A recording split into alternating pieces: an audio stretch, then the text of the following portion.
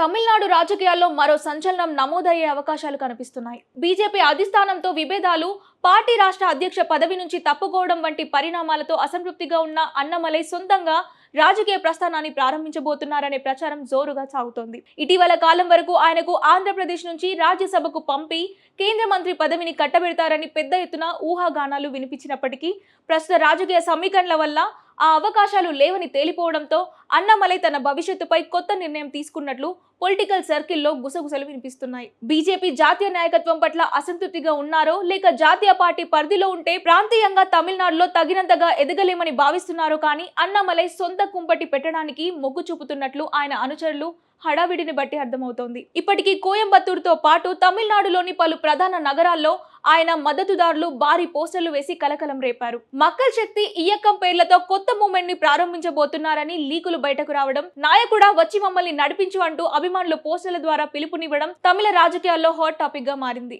ఈ సంచలన ప్రచారాలపై అన్నమలై మాత్రం ఇప్పటి వరకు ఎటువంటి అధికారిక ప్రకటన చేయకుండా వ్యూహాత్మక మౌనం పాటిస్తున్నారు. ఆయన జూన్ 3వ తేదీన ఒక ప్రెస్ మీట్ ఏర్పాటు చేసినట్లు సమాచారం.